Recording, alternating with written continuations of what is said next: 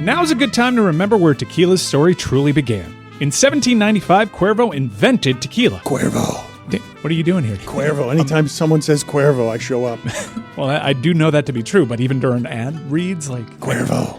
I think he could lay out, especially for one of our great partners. Sweet, delicious Cuervo. Since then, Cuervo has stayed true to its roots. The same family, the same land, the same passion. Cuervo. So, enjoy the tequila that started it all. Cuervo. Cuervo. The tequila that invented tequila. Proximo. Cuervo.com. Please drink responsibly. Cuervo.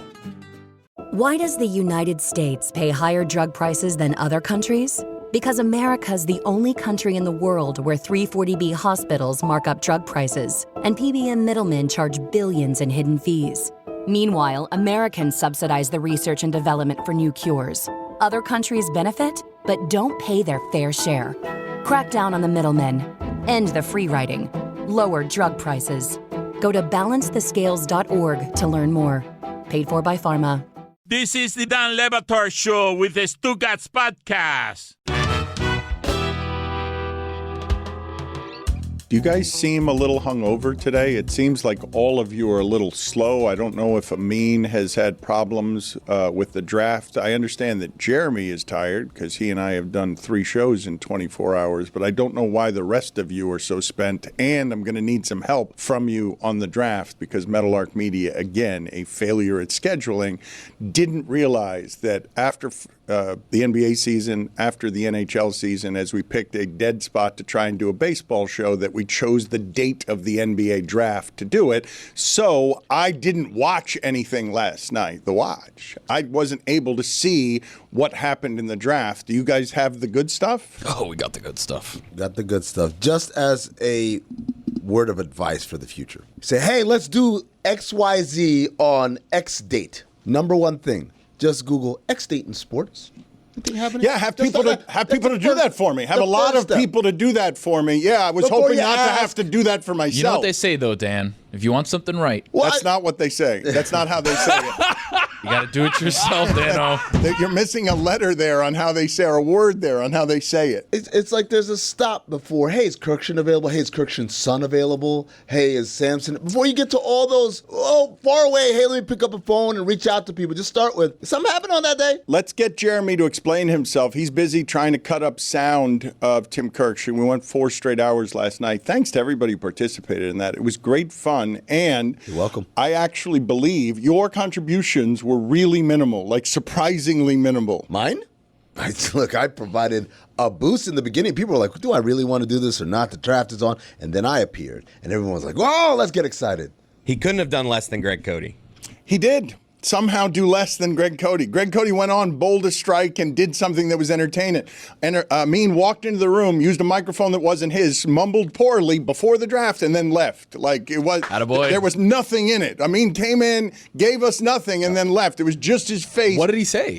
I broke the news because Dan doesn't pay attention. I broke the news that John Collins picked up his player option, $25.6 million. Wow. And I shook my head in disgust and disbelief at the collection of people, and then I walked out. And that, ladies and gentlemen, is called efficiency. Is there a bigger story from the NBA draft, than what are the Pelicans doing? Not that it is a chief story, but what are the Pelicans doing? The Pelicans have not been a relevant franchise their entire time in the league.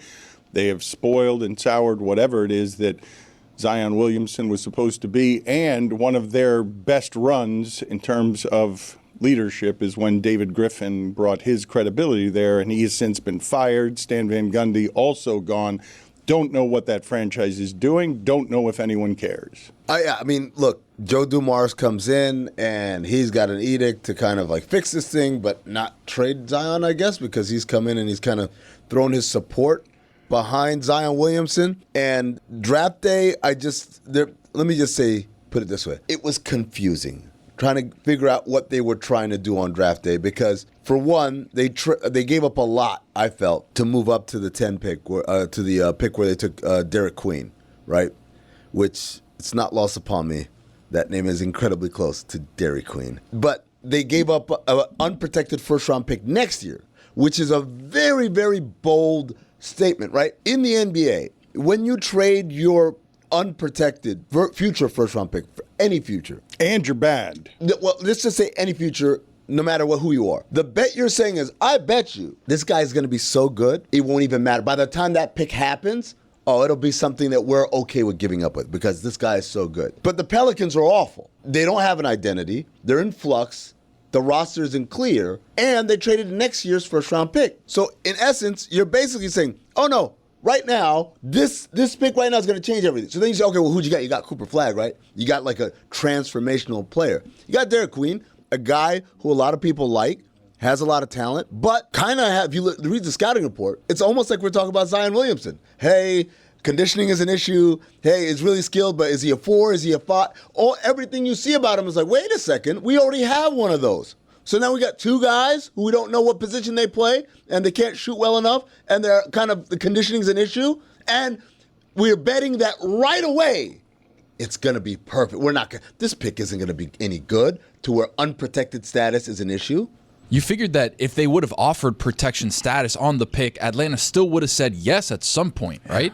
And like you look at Derek Queen and what he's able to provide. It really does sound like crazy. Queen. Yeah, it really does. Told you guys. DQ, can I call him DQ? Does that work? Kind of hungry right now. Dairy Queen has to sponsor the Pelicans. Has to sponsor. I have no choice.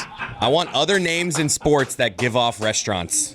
I'll get back to you. Oh, that's a good one. Okay. That's a good one, Chris. You look at his skill set, though, and it's like basically just a less athletic Zion Williamson. So now you've got Dairy Queen running out there, and you've got Zion Williamson who wants Dairy Queen running out there at the same time. The spacing is going to be weird. They both kind of can't shoot.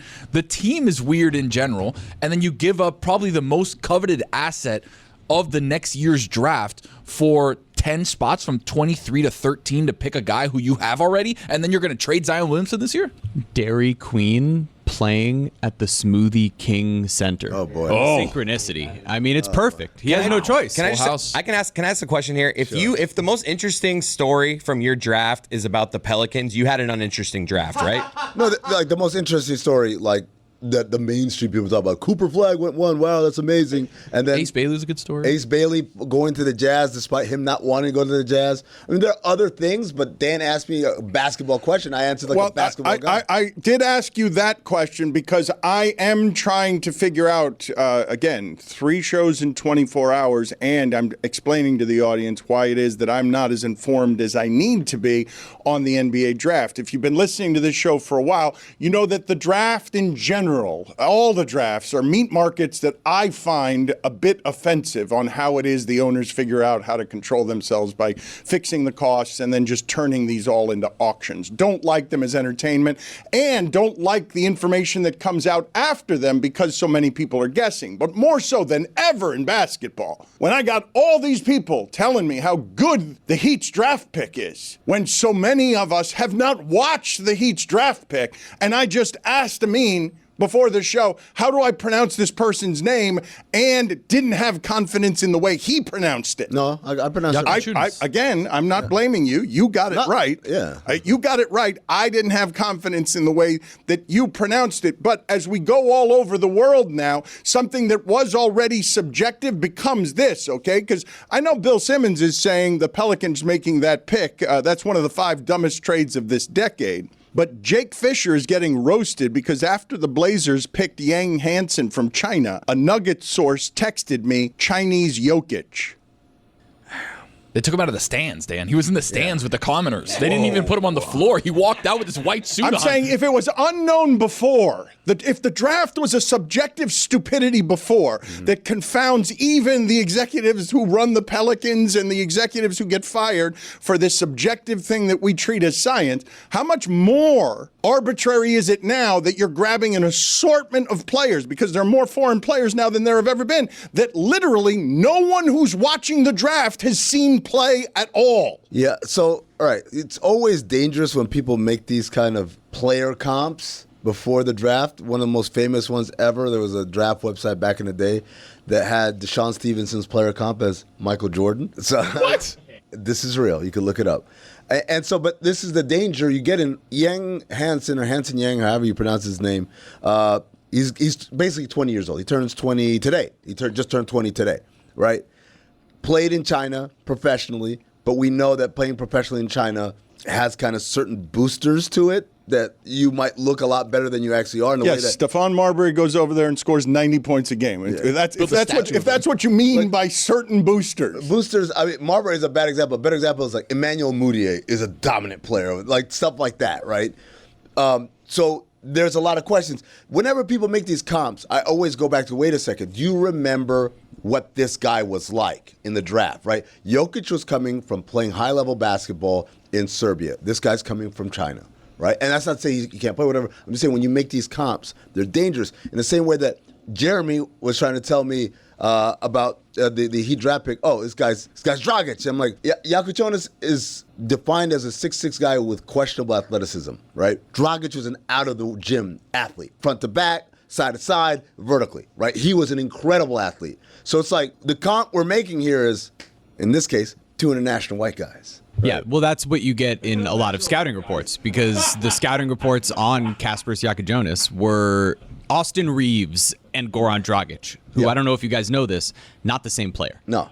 I mean, the only thing all three of them have in common is they're and I understand why we do this. But he is Goran Dragic. Over the last couple of days, we have had people saying a number of different opinions about how stupid it is that the Miami Heat wouldn't trade Jovic for Kevin Durant. And when he got to the league, the Miami Heat's assessment of him is he could be Danilo Gallinari, which is a very nice NBA player and also someone you would trade for Kevin Durant if he becomes Danilo Gallinari. We like to do this with the unknown. This thing that we're presently watching is more unknown than it's ever been because of the number of foreign players in the draft. But I do want to check in with a couple of the highlights from last night.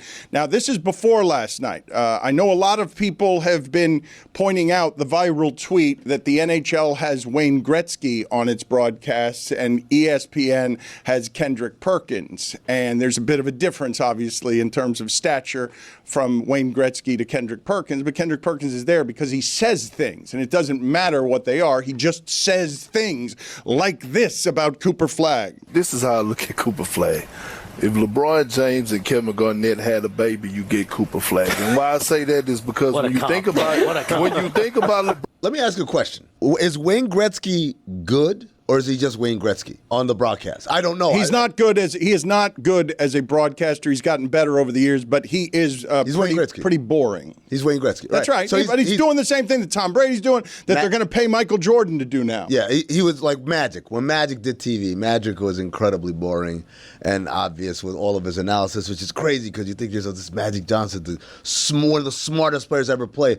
And my theory on that, Dan, is if everything was child's play to you, how would you know what's difficult needs to be explained, and how would you know what's not? I know two stories involving Magic Johnson thinking the rest of life would come easy for him, and it did not. One of the stories, read for me how long he lasted as Lakers coach, because the famous story of Magic becoming Lakers coach is that one day in a meeting he got frustrated, and I think his career lasted like 11 games or 11 days, something ridiculous like that. Short. Vlade Divac, this is how old this story is. Yeah. Vlade Divac's beeper went off while he was giving a speech, and Magic took it and threw it against the wall. Yeah. There are people listening to this who don't even know what a beeper is, correct? 16 games Magic lasted. As long as the Magic Hour. Well, this is what I was going to say was my second point. He also had a late-night television show, and it really is a celebration of famous and do you smile well, because he's simply charming. They gave him a late-night show. The ESPN just gave one to Jason Kelsey, as if it doesn't take monster talent to host a late-night show. How long did that last? How long did the Magic Hour last? Talk about cutting the line based on just fame and charisma. He had 16 games as Lakers head coach. That's a pretty good job. Late night television, those are hard jobs to get. From June 8th to September 4th. So the coaching... I'm not one to talk as that was 1998, as the host of the Art of Conversation. I can't say very much. It beats you. But mine wasn't a daily show. And mine wasn't earned on fame and charm. Exactly. It was just that I worked at ESPN. And a smile. You don't have those either. Don't have anything that makes me likable. likable. Eyebrows, though. I do have eyebrows, but nothing that makes people. Nothing that makes me likable. Nothing. I don't know how to be likable. I don't know how to do it. Dan's got fame. Right, guys? Dan's got He's famous. Yeah. Ballers. Eyebrows. Yeah. He What's used the to end be. game? Yeah, eyebrows. Dairy Queen is gonna be tough to beat, boys. Well, find others though, but like Lanny McDonald's. Tony Romo's. Oh, there you go. He's warming up. That's really good. Are they still around? Is Tony Roma still around? On this list that I'm looking at of chain restaurants, Not be a it's still Tony around. Roma still around. There's no No, way. there has to be one. There have to be a couple of Tony Romas. Look, Tony Roma's is where I had my first drinks. Oh. Yes, they The place for ribs. They had live music at a place for ribs. It will surprise no one that I was going to live music where they had ribs in college. KFC J. Stroud.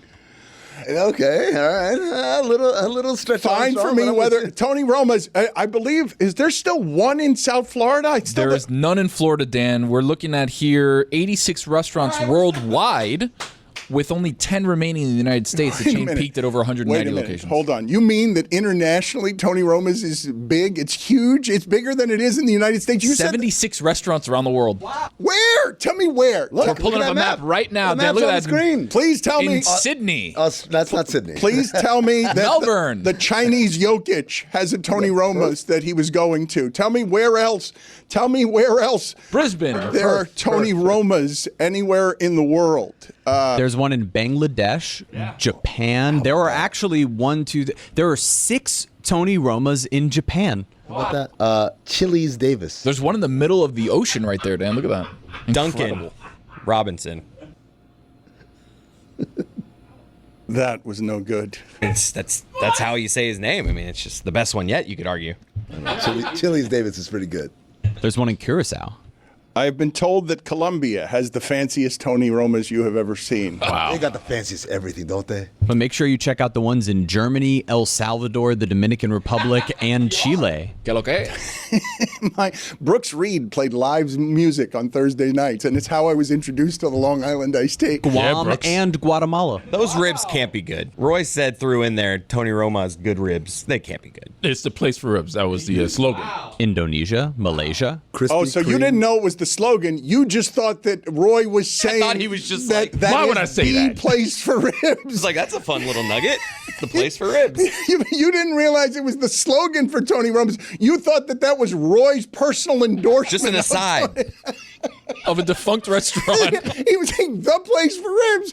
10 locations still in the United States, and those got to be hanging on. There cannot be. I'm guessing that if there are 10 remaining in the United States, it's because they're holding on at the end of life, and they're like, they're importing whatever it is the booths were at Red Lobster because they've gone bankrupt, and they're just trying to keep alive everything that's there. Food courts at malls, man. Fred Baskin Robbins. No? How about Krispy Kreme Hunt? They're everywhere. Oh, that's good. I like that. Okay, I'm working here. Wendy's Yama. Oh, Victor Wendy's Yama, yeah. Now we're going back to the names that we gave Dan, right? That's right. Just fat food names is all we're going to go to. Can you guys get me some sound from last night? A couple of the different sounds that we want to play from the draft, and some sounds, again, from our live stream that was baseball related somehow during the NBA draft. Just a terrible choice by Meadowlark Media. I think it's Jeremy's fault. I'm not sure. It is. Amin said to me, you got to check the schedule before Hand it up, is my that you bad. do things. And so I said I had delegated that one. I wasn't looking at a calendar. I should have. Popeyes Jones. I feel like that's us, though. Like, we zag. You guys are talking NBA. We're talking baseball. Yeah, I over totally here. did it on purpose. I'm not complaining. It was fine. It's totally on brand. I was just pointing out to the audience why it was done. It wasn't zigging while others are zagging. It was not looking at a calendar. So, Tomato. I mean, It was looking at a busy calendar and deciding, here's one of 3 days we could do it. But next Jeremy. time we'll do it from one of the 4 locations at Tony Roma's in the United Arab Emirates. Jeremy, this is not a busy time in sports. You picked 8. Like, we're headed toward the hot dog eating contest. Might not be Like, a busy time for you. Okay. Well, Jeremy, do you think you're busier than I am? Like, that's a thing that you think? No, I'm saying if it's not a busy time in sports. It sounded like you thought right there that you think you're busier than I am. I think that last week I might have been busier Okay, for so some now- days. It's a Okay. biz off. Well, now we got it, though. He denied it. He said it, denied it, and now I'll he admit it. doubled. Well, no, you're admitting it now. You denied it a second ago. I did because I was trying to, not put my foot in my mouth in front of my boss. Well, Guys, I want to talk to you about something that I don't think we think about enough on a daily basis, and that's comfort, specifically when it comes to underwear. Because let's be real, when it's not right, you're going to feel it all day. And that's why I want to tell all of you about Tommy John. Because the first time I put on a pair, I knew my underwear drawer would just simply never be the same. Tommy John just recently sent some of their product to those of us in the shipping container, and this is my first time wearing Tommy John underwear. I was really blown away by the comfort, by the stretch that was available within the design, by the texture. There's a genuine comfort, and I can tell that they put in effort to make sure, specifically in our case with men, that we would feel comfortable. Honestly, Tommy John's changed the game for me. I know it's going to be a good day now when I walk out the door and I've got Tommy John on. No distractions, no adjusting, just all day confidence. If you haven't tried Tommy John yet, I personally think you're missing out. These are the MVP of your underwear drawer, with up to 4 times more stretch than other brands, something I definitely appreciate. Double down on comfort with Tommy John and get 25% off your first order right now at TommyJohn.com/Dan with promo code Dan. Save 25% at TommyJohn.com/Dan. Jeremy, you know something about me, right? You know when I'm grilling outside and it's summertime, you know how I supplement my summertime? Of course I do. I make it Miller time. Of course. That beautiful white can. Oh, when it's so hot outside, I just put it right to my forehead, right there. And I just roll it sometimes, right on the forehead, cool my body down, and then I crack it open, instant relief, and then that first sip, brother, does that first sip? That is a top 5 sequence of events that you can possibly go through. I'm just serenity now when I just imagine that first sip of Miller Lite. Just thinking about it's making me happy. Dude, the sun is out, it's nice, you have your friends showing up. You got your family there. You just had your first sip of Miller Lite. And you know what? You're happy. You're blissful.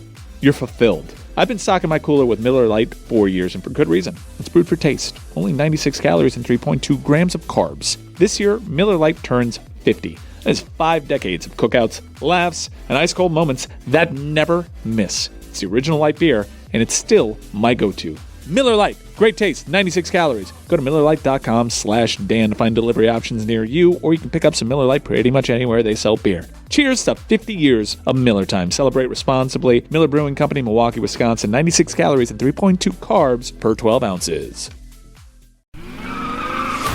Looking for a new way to get in on the action? NASCAR betting on DraftKings is where speed meets strategy.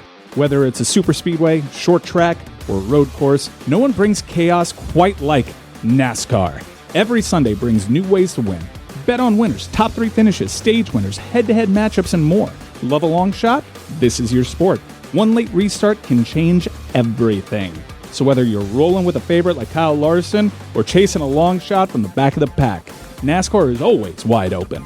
Fire it up on DraftKings, where NASCAR is full throttle all season long.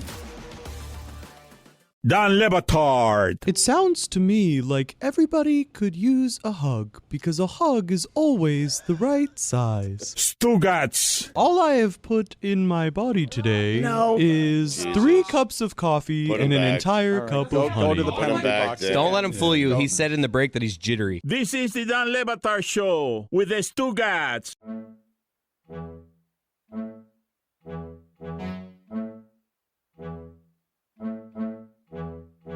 So here we are. So let's just have this out now. Let's just do this now. Jeremy's had a different experience with how it is that people receive him in the world and how it is that they receive him here. He's had 2 different lives. In the world, That's right. they like when he comes out and talks like a broadcaster to get going before he gives his point as a transition. Boy. Here, that's not liked as much. What's the whiplash been like?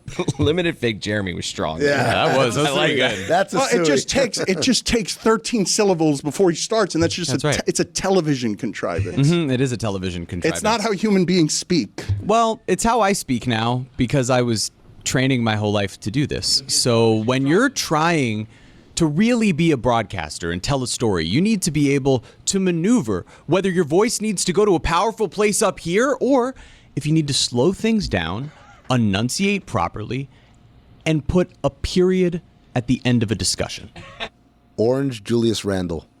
I think the objection around here is that you put a lot of commas at the end of the discussion and then just keep going. I believe that that's probably a part of the whiplash. Yeah, that the issue is semicolon. I just like stuff, so I just want to give you all the information that I have about it. And that works for some other people. Like the Miami New Times was really excited about me and wrote up this really nice piece. And it was after yesterday's show that I was a little beaten down. And then I went and I sat at the desk out there and I found out, oh man, cool, I've been named best sideline reporter in Miami by the Miami New Times for best of 2025. Just giving those away. Wait a and I second. read. Hold on, Jeremy. Amongst like the 7. Aren't you all of them? There you go. Thank you. Thank you. That's how you do it, boys. You just eliminate all the competition. Yep. That's how you do it. All they can nominate is one person. Yeah, I was one of the probably 6 options, but it felt good. And the nominees are, for the Florida Panthers 2024 season, Jeremy Taché.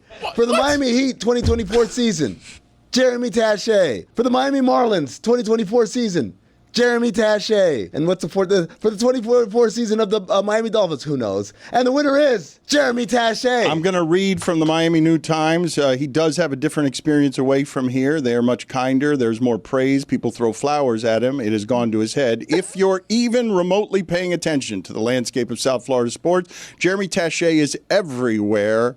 In a single day, you can turn on your TV to see him on the Miami Heat sidelines or your recommended YouTube page as a mainstay member of the Batard and Stugotz crew, and all over your Twitter timeline dropping interviews of Miami Marlins players. It's like the best episode of Black Mirror. He's everywhere, always, all at once. And that's a good thing. Taché does it all with charisma, professionalism, and a unique South Florida Suns style of energy. He earned his reputation as one of the most versatile voices in South Florida sports media by doing what few can, blending sports knowledge with authenticity and a touch of cheerleader. It takes 6 people to replace Taché in the workplace, but no one could ever truly replace what he's brought to the Miami media landscape. Was this written by Ethan? Should have said the worst episode of that. Would be the worst episode of Black Mirror, right? Everywhere. The best episode. Have they not watched Black Mirror? The best episode? Come on, Jeremy. That's That'd be really good That'd be a boring Black Mirror episode. That made me cry when I read it. It did? Yeah, it did. It brought an actual tear to my eye. It's nice. It's touching, but it's also undercut by Amin's contention that it's just cost cuts all over the industry. AI will replace you soon, and then that's what will be celebrated 7 years from now because you've taken all the jobs. David, Boston Market. Have you guys seen these AI videos, by the way? Like the ones where it's like man on the street? Yeah. Like, Dan, I don't know if you remember this. Maybe like 4 or 5 months ago, I told you, hey, I found the tell how you can tell that something's AI versus real. And you're like, what is it? I said, the AI videos never change their intonation. So it's like Draymond Green in the press conference when the AI alters it, it's just like him talking like this, and LeBron James is awesome. I wish he was my dad. But it's like, it's always monotone like that. I wish he was my dad is what you had, Draymond That's Green? how the AI guys do. They always want to make fun of that stuff, right? They say things that are wacky. Wacky. And people are like, oh, did you know what Draymond said? I'm like, this is not real. It's AI. You can tell. Right. It's so monotone and flat. And now in like the last month, It's over. it's over, dude. They've got people. The man on the street stuff is so freaking good. Not only like the language and what they're saying, but just the intonations, the way they turn away. Like, hey man, y'all hit, like it was crazy. The way I know that it's AI is that it looks too good. Right, like the picture quality. The picture quality is like for a man on the street 9K. video. I'm like, nah, there's something up with this. I don't That's like the this. giveaway now. But it's the picture quality is too good. But like just in terms of how it is mimicking human behavior, human speech patterns, the stuff that Jeremy was talking about, lifting his voice, lowering his voice, all that stuff. Man, we're hurtling towards a time where literally I can't trust anything unless it's right in front of me. Well, everyone's going to be me, right? I got fooled by the internet before it was trendy. Yeah. I got fooled by the internet back when the internet wasn't very good at fooling people. He's got a Shark point. on the turnpike. Now you're all going to be me. Now you're all going to be me. Your kids are going to be making fun of you because you got fooled by the equivalent of the shark on the turnpike. Wait a second. Are you serious? How'd it get there? It's going to be less lonely then. I will tell you that I felt a little lonely last night as everyone was enjoying the 3 players they could name from the draft, and Jeremy and I were here alone with Robert, the IT guy. As the Codys were bowling, and Greg Cody said he couldn't come in, but he didn't tell me why. He just said he had a Wednesday thing. And then not lying. Then I learned, of course, Greg Cody would choose the bowling league. Chris, this is his priority now in life, correct? There is nothing that's getting in the way of your father bowling on Wednesday nights, correct? He's the first one in the group chat on Mondays. I'm in Wednesday. Right away. Oh, I love that guy. He's I don't need it Monday. Let me know Tuesday, maybe Wednesday morning. Monday morning, he's like, I'm in this week. Who's in? He'll give like a rah-rah speech. Like, we got it this week, boys. I love that. Sometimes our basketball group chat of the team that we play on Thursdays, sometimes people trickle in Thursday afternoon. Like, I'm in. I need the guy, hey, Tuesday. I'm already lacing him up. I'm running around. I'm ready to go. But late in life, it's been interesting to watch, Chris. Your father cares about very few things. It's beer and himself. That's the list. To see bowling added where it seems a priority in his life, and it's the perfect priority. Well, bowling has beer. That's right. That's the key. That's correct. It's instead of beer in the garage, it's beer and he can throw things and watch things break and scatter. Like, that's what the whole thing is. Last night we did a lot of looks like with Tim Kurkjian as part of our celebration. One of the best ones we got was Adam Silver and Scott Van Pelt look like a 7-10 split in bowling. And also good there, because people were pairing the two, is that Adam Silver looks like Scott Van Pelt 15 seconds after someone has opened the Ark of the Covenant. I laughed my ass off on that one. That was the 10 seconds I saw. Good. I turned it on. I was like, let me see what the boys are doing. Like, SVP looks like SVP touching the Ark of the Covenant. I died. Then I turned it off. That's art. Whoever came up with that one, that is art. We had a number of good ones. It suggested, I saw a lot of them, so it suggested that we're going to be able to do that tournament again next year that you guys missed so much. But you speak of AI. I got caught in this recently. You tell me how fake this is right here, and see if you can tell me what the controversy was that was created by this fake thing. Here's how this NBA analyst just told Michael Jordan to stay silent during his new NBC gig. And Eddie Johnson wasn't having it. Now, Dan Lee Batard shocked fans by saying he has zero interest in hearing Michael Jordan speak on NBC's NBA coverage next season. Now, that take didn't sit right with former Phoenix Suns star Eddie Johnson, who fired back with sarcasm, mocking Le Batard's dismissal of the GOAT as he said, Dan knows more about basketball than MJ and does not want his opinions on anything. This is the USA 2025. Scary. What do you make of this? Le Batard's always going to be tough for AI. Le Batard. That's the part about the USA in 2025 that's scary? I agree with him. Le Batard. How dare you, Dan? There is very little anywhere in America or elsewhere that would be dumber than the idea that I know more about basketball than Michael Jordan. So I would say yes, that is. I worry about America as well, that is out there and that the AI machines are feeding on it and they are putting out into the world that I want MJ to shut up and dribble, when no, I want MJ to just speak and say things that are interesting, which he never does. I don't want him to shut up and dribble. I want him to dribble and talk a lot. Like, I don't want him to shut up. I want him to just say things again and again and again, but he won't. And as a broadcaster, he'll be Tom Brady and Dan Marino, who don't say anything. The CEO of the company makes ChatGPT said the worst thing you could do is trust ChatGPT. Excuse me? What do you mean? I learned the other day something I did not know. I mentioned it to you guys. You don't need school, and kids are going to throw away all of their parents' money at school by just cheating their way through college by using AI. In fact, I shouldn't say are going to. They're already doing it. They're already devaluing the college experience by inundating the professor with a bunch of things that computers wrote. This is a quote from Sam Altman. Quote, people have a high degree of trust in ChatGPT, which is funny because it hallucinates. It hallucinates, ladies and gentlemen. I also don't like that. Let's keep a pin in that. What does that mean? Keep a pin in that. It means you should not be trusting this thing for information. Well, yeah. Which is like you're saying, oh, people are wasting their money sending their kids to school. No, kids need to go to school to know when the AI doesn't know what the hell it's talking about, because what AI is, ladies and gentlemen, is just an aggregation of all the dumbass opinions that we've already had. It's not coming up with the right answer. It's coming up with the answers people think. Again, the quote is, people have a very high degree of trust in ChatGPT, which is interesting because AI hallucinates. It should be the tech that you don't trust that much. When the guy that created that and is the CEO of that and is like the spearhead of the AI movement across the world is telling you it hallucinates, I worry. I'll tell you what I'm worried about also. I read a story where this woman apparently, I don't know if it's ChatGPT, but some AI tool like that, she was talking to it about her relationship and her problems, whatever, and it was like, divorce your husband. Like, you're crazy if you don't get divorced.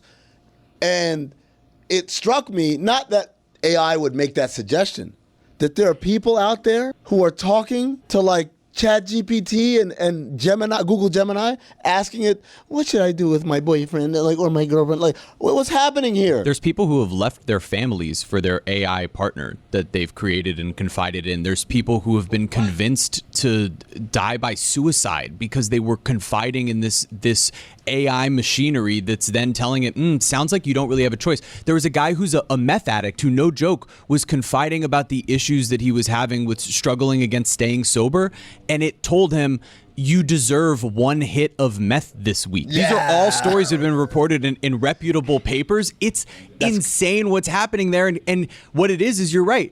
Kids don't know how to find real information right now because they're relying on ChatGPT. When we were kids, it was the emergence of Wikipedia that was the big issue because we just needed to make sure that sources were cited on information. So we all knew to go down to the references and be sure you could from there. References. This is a totally different element. I am disturbed by the information and darkness that Amin is spewing with a giant smile on his face. Like, this is just horrifying, scary stuff that the computers are, with our help, with our assistance, as all of the people who have made these computers say, please be careful, they learn too fast and they're going to destroy humankind. All of them say this. Amin has the right attitude where he gives you the dark information with a giant smile on his face that is frozen in terror because the robots are coming.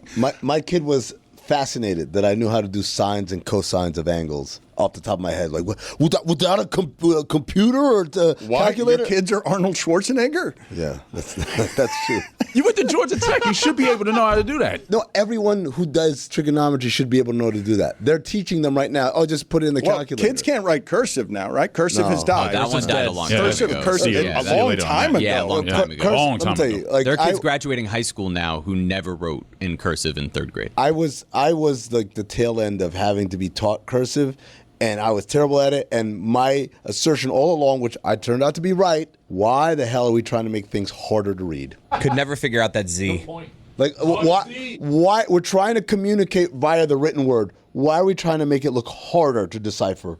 Is that an S or is that a When A? did cursive die? There was not a memo. When did that die? K looks like an R. What other things ended up dying? Again, during the NBA draft last night, in which people knew the names of 3 or 4 players, we were doing something different. We were, I'm going to say, watching the baseball games, but we didn't actually watch any of the baseball games. They were all on in here, and I didn't see almost any of them. But we did have a good time. One of the highlights was Tim Kurkjian, as he's known to do after dark, when he's got a couple of pops in him, just going crazy. Look at me. I married a hooker. I got no front teeth.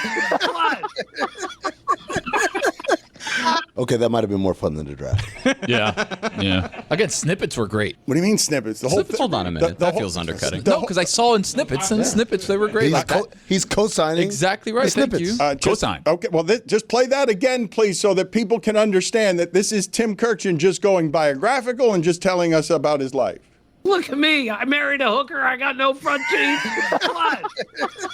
I didn't know that he had veneers before that. That's when I'm learning that Tim Kurkjian has fake teeth. Mike Ryan hadn't reported that he happens to know. I'm just learning about the divorce. Well, I say, Jeff, how does Jeff feel? It wasn't a divorce. It was his first wife. Oh, so a change of professions. This also happened with Tim Kurkjian last night, where he was very proud, unbelievably, of his very limited movie knowledge, because he correctly got a movie question right with Adnan Virk. He was feeling himself, and then this happened. This director is known for movies such as Taxi Driver, Raging Bull, and Goodfellas. Well, it's the greatest director of all time. It's Adnan's all-time favorite. You forget his name? I forgot his name. No, Timmy! Stick the landing! He was so confident! This is so bad! Adnan has told me 1,000 times this is the greatest director ever. I've been there. Adnan, You just lose it. Adnan was the coach running on the sideline, celebrating the touchdown run, and then Kurkjian just fumbles it. Yes, It's like just, Leon Lett. The other thing that ended up happening there is that I learned later that the Kurkjians are cheaters because the only way he got the name is because his son, his producer on his own podcast, Is This a Great Game or What? I urge you to support it. It is very good. It is lovely. It is innocent. It's from a different time. These two people sound so much like each other, love each other so much, and unlike my father on Highly Questionable, enjoy working together. I need to see the pins. We need to see the pins, Chris. Nah, we'll hear the pins. All right. Oh, look at that form. That's look Greg at that Cody. form. Yes, no! I have no idea No! We don't know what he did. No! We couldn't even. I guess it's a No. strike. I guess. Okay, he bowled a Did you get a strike. Is he wearing boot shoes? Is he- Did you bowl a How strike? about me? How about me? No! Woo! No, hold the phone. Hold the phone. All right. Wow. Thank you for joining us, Greg. We appreciate it. Thank you. Hey, how about that baseball game, huh?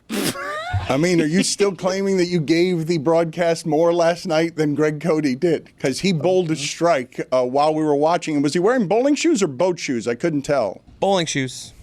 Rentals or he owns his own? Well, he wears the boat shoes to the bowling alley, puts on the bowling shoes, and then wears No those. socks to either. Yeah. No socks in the bowling shoes? Got to get good grip on the bowling shoes Yeah, I with don't those think toes. I don't think he wears socks. No! Yeah. Why? No! There on, are guys. other disgusting human beings like Cody who have put their what is his name? Nosferatu. Nostradamus is what I made him. You're close. Nosferatu feet in the bowling shoes. You can't do that without socks. You're worried about other people who wore that? I'm worried for other people. He put his gnarled ass foot in that shoe, and then they hand it back. You think a little bit of spray is gonna take care of that? Guys, this is a league bowling. You think he's not? He has the shoes. Oh, he owns his own. Those are pair. his shoes, but Okay. it's still gross. I mean, It's still gross. oh, Oh, what are we doing? And it's just like you jaundice. Get his foot out of there, guys. Put it on the poll, please, at Le Batard Show. Would you ever wear any bowling shoes without socks? Is this here? Is this any one of these countertops? Because I don't want to touch anything now. Was at the Clevelander, I believe. Jeremy, you know something about me, right? You know when I'm grilling outside and it's summertime, you know how I supplement my summertime? Of course I do. I make it Miller time. Of course. That beautiful white can. Oh, when it's so hot outside, I just put it right to my forehead, right there. And I just roll it sometimes, right on the forehead, cool my body down, and then I crack it open, instant relief, and then that first sip, brother, does that first sip? That is a top 5 sequence of events that you can possibly go through. I'm just serenity now when I just imagine that first sip of Miller Lite. Just thinking about it's making me happy. Dude, the sun is out, it's nice, you have your friends showing up. You got your family there. You just had your first sip of Miller Lite. And you know what? You're happy. You're blissful. You're fulfilled. I've been stocking my cooler with Miller Lite for years, and for good reason. It's brewed for taste. Only 96 calories and 3.2 grams of carbs. This year, Miller Lite turns 50. That is 5 decades of cookouts, laughs, and ice-cold moments that never miss. It's the original light beer, and it's still my go-to. Miller Lite. Great taste, 96 calories. Go to MillerLite.com/Dan to find delivery options near you, or you can pick up some Miller Lite pretty much anywhere they sell beer. Cheers to 50 years of Miller time. Celebrate responsibly. Miller Brewing Company, Milwaukee, Wisconsin. 96 calories and 3.2 carbs per 12 ounces.